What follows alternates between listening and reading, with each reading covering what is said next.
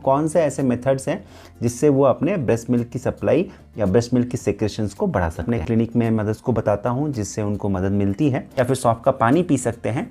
तो इससे क्या होता है, जो हार्मोन्स से मिल्क बनता है उन हार्मोन्स की सेक्रेशंस बढ़ती है। बहुत सारे मदर्स को ये परेशानी रहती है कि जो उनका ब्रेस्ट मिल्क सप्लाई है वो कम रहता है और उससे बच्चे का पेट भरता नहीं है, बच्चा रोता रहता है, या फिर ब्रेस्ट मिल्क सप्लाई कम होने की वजह से बच्चे की ग्रोथ सही तरीके से नहीं होती है। और करीब करीब हर मदर को ये जानने की इच्छा होती है कि वो कौन से ऐसे मेथड्स हैं जिससे वो अपने ब्रेस्ट मिल्क की सप्लाई या ब्रेस्ट मिल्क की सेक्रेशंस को बढ़ा सकते हैं।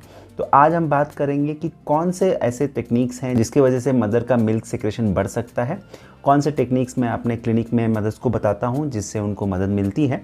तो उससे पहले मैं आपको ये बताना चाहता हूँ कि ब्रेस्ट फीडिंग करते वक्त बच्चे को सही मात्रा में दूध मिल रही है या नहीं, इसके बारे में एक वीडियो बनाया था, उसको आप ज़रूर देख सकते हैं। उसका लिंक मैंने डिस्क्रिप्शन में डाल दिया है। तो आपको पता चल जाएगा कि आपका बच्चा सही मात्रा में दूध ले रहा है कि नहीं। अगर उसको सही मात्रा में दूध मिल रहा है तो आपको परेशान होने की ज़रा भी ज़रूरत नहीं। तो अब बात करते हैं कि कौन से ऐसे टेक्निक्स हैं जिससे हम अपने मिल्क सप्लाई या मिल्क सेक्रेशन को बढ़ा सकते हैं। तो सबसे पहली चीज़ जो है, इसमें हमें ये समझना है कि ब्रेस्ट मिल्क सप्लाई या ब्रेस्ट मिल्क सेक्रेशन एक एक्टिव प्रोसेस है। जब बच्चा माँ के ब्रेस्ट पे सक करता है या माँ के स्तन से दूध लेता है, तभी जाके माँ के बॉडी में दूध बनना शुरू होता है। तो ये एक एक्टिव प्रोसेस है। इसमें नेचुरली जब भी बच्चा ब्रेस्ट पे अटैच होकर सक करता है तो दो इंपॉर्टेंट हार्मोन्स माँ के बॉडी में रिलीज होते हैं। एक है प्रोलैक्टिन, दूसरा है ऑक्सीटोसिन। प्रोलैक्टिन क्या करता है? प्रोलैक्टिन माँ के बॉडी में दूध की बनने की प्रोसेस को, मिल्क की प्रोडक्शन की प्रोसेस को हेल्प करता है। और ऑक्सीटोसिन माँ के ब्रेस्ट से बच्चे में जो दूध जाएगा, दूध निकलने को, दूध सेक्रेट करने को मदद करता है। तो ये दोनों ही हार्मोन इंपॉर्टेंट है और दोनों हार्मोन को स्टिमुलेट करने का सबसे इंपॉर्टेंट तरीका है कि बच्चा माँ के ब्रेस्ट पे सक करे। तो इसके लिए हम ये कर सकते हैं कि जल्दी से जल्दी जब भी बच्चे का बर्थ होता है तो शुरुआत में ही आप ब्रेस्ट फीड करना बच्चे को शुरू कर दें। जो नॉर्मल रिकमेंडेशन है कि नॉर्मल डिलीवरी में 1 घंटे के अंदर ही बच्चे को शुरुआत में ही मदर के ब्रेस्ट में अटैच करके मिल्क पिलाना शुरू करना चाहिए। सिजेरियन सेक्शन के कंडीशन में आपको ये करना है कि जैसे ही माँ एनेस्थीसिया से रिकवर होकर एक स्टेबल कंडीशन में आ जाती है, जग जाती है, उसी हालत में उसी टाइम पे आप बच्चे को दूध पिलाना शुरू कर सकते हो। तो जो कि करीब 4 to 6 आवर्स का टाइम माना जाता है।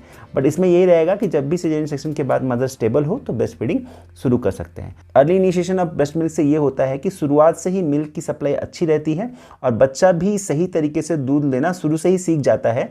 तो कोई भी इंटरप्शन नहीं होता है और ये एक स्मूथ प्रोसेस बन जाता है। और एक चीज़ मैं बताना चाहता हूँ कि अगर शुरुआत में आपका मिल्क कम आ रहा है तो आपको ज़रा भी घबराने की ज़रूरत नहीं है। ऐसी हालत में भी आपको बच्चे को ब्रेस्ट से लगाना है और थोड़ी देर तक ब्रेस्ट से लगा के रखना है, ताकि जैसे मैंने बताया कि प्रोलैक्टिन और ऑक्सीटोसिन हार्मोन की सेक्रेशंस आपकी बॉडी में बढ़े और मिल्क प्रोडक्शन बढ़ते जाए। दूसरी चीज़ मैं ये बताना चाहता हूँ कि शुरुआत में अगर किसी कारण से अगर आपको अपने बच्चे को फार्मूला मिल्क देने की ज़रूरत पड़ी है तो भी आप अपने बच्चे को ब्रेस्ट पे अटैच करें और बच्चे को थोड़ा देर सक करने दें, ताकि धीरे धीरे आपका मिल्क सप्लाई बढ़े और आप फार्मूला मिल्क या जो टॉप फीड है उसको आप धीरे धीरे कम करके बंद कर सकते हैं। तो ये चीज़ ध्यान रखें कि आप अगर बच्चे को टॉप फीड या फार्मूला फीड दे रहे हैं तब भी आप बच्चे को अपने ब्रेस्ट पे अटैच करें, ताकि उससे आपकी मिल्क प्रोडक्शन बढ़ती रहे और आगे चल के आप उसको फार्मूला मिल्क बंद करके और पूरा अपना फीड कर सकते हो।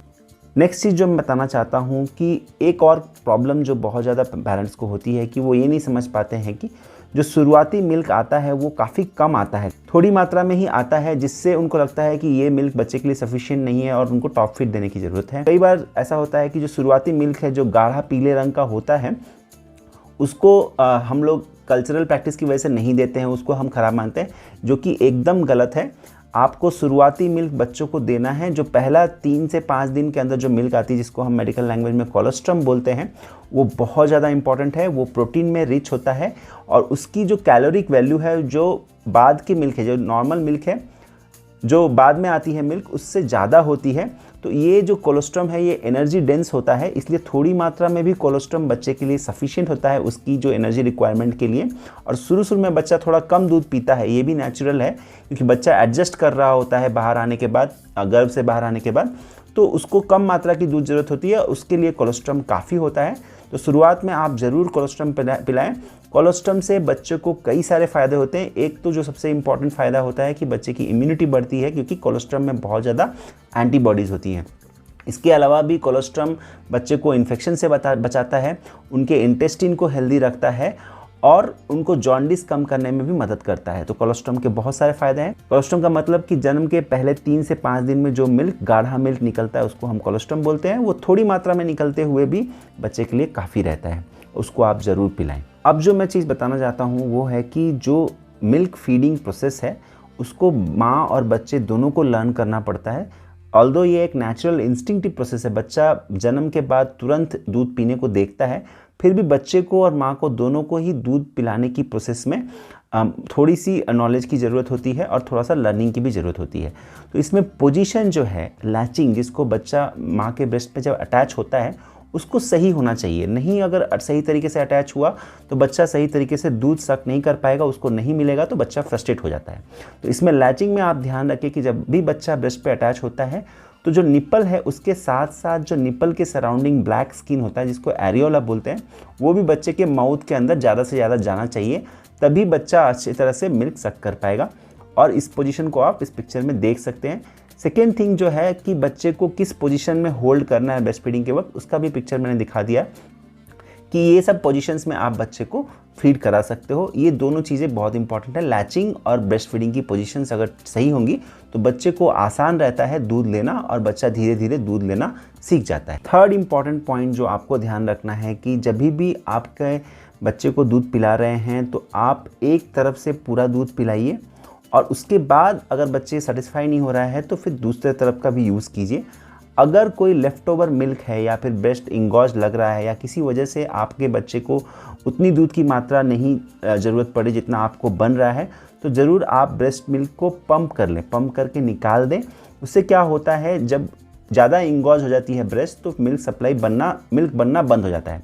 तो अगर आप रेगुलरली पंप आउट करते रहोगे तो आपकी मिल्क सप्लाई रेगुलरली बनती रहेगी और जो मिल्क बनने की प्रोसेस है वो कंटिन्यूअस रहेगी। अगर ब्रेस्ट इंगॉज होता है और उसको हम पंप नहीं करते हैं तो उससे मदर्स को भी प्रॉब्लम होती है और मिल्क सप्लाई बनना भी कम हो जाता है। नेक्स्ट जो इम्पॉर्टेंट पॉइंट है कि मदर को अच्छी मात्रा में दूध बनाने के लिए रेस्ट की बहुत ज़रूरत है। रेस्ट और रिलैक्सेशन मदर के लिए बहुत ज़रूरी है। रेस्ट के लिए मैं ये बताता हूँ कि माँ जो है बच्चे के साथ सोए और बच्चा जब जग के फीड करे तो जग के बच्चे को भी माँ फीड कराए और फिर वापस सो जाए, क्योंकि शुरुआत में क्या होता है कि बच्चा हर 2 से 3 घंटे में जग के मिल्क की डिमांड करता है तो माँ को कंटिन्यूस सोना पॉसिबल नहीं होता है।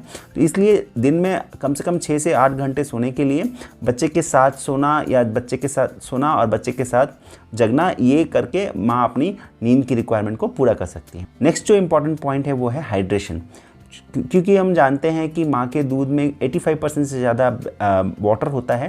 तो सही मात्रा में दूध बनने के लिए बॉडी में हाइड्रेशन का सही होना बहुत ज़रूरी है। इसके लिए अधिकतर मदर्स ये ट्राई करें कि कम से कम 2.5 लीटर से 3 लीटर्स पर डे वाटर पिए, उससे ज़्यादा भी पी सकते हैं।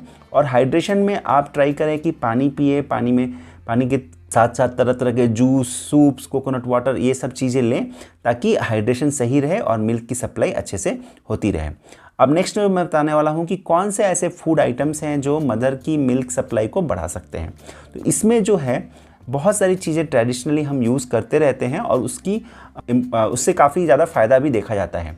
तो इसमें है कि आप जो मेथी है जिसको फेनुग्रीक बोलते हैं, उसका पानी आप उसको बॉईल करके या फिर उसको पानी में भिगो के उसका पानी पी सकते हैं, उसको सब्जी में डाल के खा सकते हैं, या फिर सौंफ को ले सकते हैं, सौंफ को चबा सकते हैं, या फिर सौंफ को खाने में डाल के उसको यूज़ कर सकते हैं, या फिर सौंफ का पानी पी सकते हैं। तो इससे क्या होता है, जो हार्मोन्स से मिल्क बनता है उन हार्मोन्स की सेक्रेशंस बढ़ती है और मिल्क की सप्लाई बढ़ती है।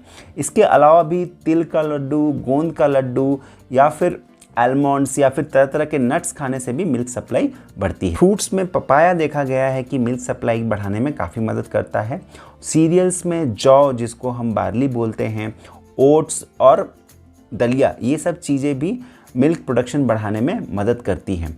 इसके अलावा भी जीरे का पानी मिल्क प्रोडक्शन बढ़ाने में मदद करता है। कोकोनट वाटर पीना भी मिल्क की सेक्रेशन बढ़ाने में हेल्प करता है। तो आप ट्राई करें कि इन सब चीज़ों का सेवन करें ताकि आपकी मिल्क सप्लाई बढ़ती रहे। एक और इम्पॉर्टेंट चीज़ जो मैं बताना चाहता हूँ कि जहाँ तक हो सके आप बॉटल फीड ना करें अपने बच्चे को। अगर किसी कारण की वजह से आपको अपने बच्चे को टॉप फीड या फिर फार्मूला मिल्क देने की ज़रूरत पड़ रही है तो आप उसको कप एंड स्पून से या फिर पलाडे जो नौका के आकार की होती है वेसल उससे बच्चे को फीड करें, ताकि बच्चे को जो एक्टिव सकिंग है वो रिफ्लेक्स लॉस ना हो। क्योंकि बॉटल फीड करने से निपल कन्फ्यूजन होता है। उसमें प्रॉब्लम ये होती है कि बच्चे को बॉटल फीड में क्या होता है, ऑटोमेटिकली ग्रेविटी से मिल्क उसके बॉडी में उसके मुंह में चला जाता है, उसको सक करने की ज़रूरत नहीं पड़ती है। तो वो सकिंग भूल जाता है अगर उसको आप बॉटल से फीड कर रहे हो। तो मैं ये बताना चाहता था कि अगर आप फार्मूला फीड कर रहे हो तो भी बच्चे को ब्रेस्ट पे लगा के सक करने की उसकी हैबिट को स्टिमुलेट करते रहना है।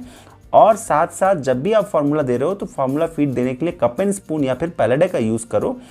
बॉटल यूज़ ना करना बेटर रहता है, क्योंकि बॉटल से निपल कन्फ्यूजन होता है और बच्चा फिर ब्रेस्ट पे सक नहीं करता है, वो निपल माँ के निपल को और बॉटल की निपल में कंफ्यूज हो जाता है और वो एक्सपेक्ट करता है कि जैसे बॉटल में ऑटोमेटिकली दूध उसके मुंह में आ जाता है, वैसे माँ के निपल से भी आना चाहिए, और फिर वो सक नहीं करके फ्रस्ट्रेट हो जाता है। तो ये ऑब्जर्वेशन बहुत सारे मदर्स की है। तो इसको अवॉइड करने के लिए यही रिकमेंडेड है कि अगर आप किसी वजह से अपने बच्चे को फार्मूला फीड कर रहे हो तो चाहो तो ये ट्राई करो कि उसको कप एंड स्पून या फिर पैलेडे से फीड करो, बॉटल से नहीं। क्योंकि तो जहाँ तक हो सके हम बॉटल फीड को अवॉइड करेंगे तो बच्चा एक्टिवली माँ के ब्रेस्ट को सक करेगा और वो सकिंग से फिर से माँ के मिल्क बनने की प्रोसेस एक्टिव रहेगी और बच्चा माँ के बॉडी में दूध बनता रहेगा और निकलते रहेगा। नेक्स्ट जो इम्पॉर्टेंट पॉइंट है ये कि एज ए मदर अगर आपको अपने मिल्क सप्लाई को बढ़ाना है तो आप स्ट्रेस अवॉइड करो और पेन अवॉइड करना है। स्ट्रेस मतलब बहुत ज़्यादा चिंता नहीं करनी है, बहुत ज़्यादा आपको नेगेटिव नहीं सोचना है। अच्छा सोचो, बच्चे के बारे में सोचो और खुश रहो, बच्चे के साथ खेलो, एंजॉय करो। उस टाइम को स्पेंड करने के वक्त आपको खुशी की फीलिंग आनी चाहिए, इमोशनली आपको हैप्पी फील करना चाहिए। क्योंकि स्ट्रेस या एंजाइटी से जो मिल्क सेक्रेशन वाले हार्मोन्स होते हैं वो कम हो जाते हैं और मिल्क बनना बॉडी में कम हो जाता है। इसके लिए आप ये करो कि जब भी आप बच्चे को फीड कर रहे हो तो आप कुछ बातें करो, बच्चे को लोरी सुनाओ, उसके साथ बॉन्ड करने का ट्राई करो। जितना आप बच्चे के साथ बॉन्ड होंगे उतना आपका हार्मोन्स एक्टिवेट होंगे और आपकी मिल्क सेक्रेशंस बढ़ते रहेंगे।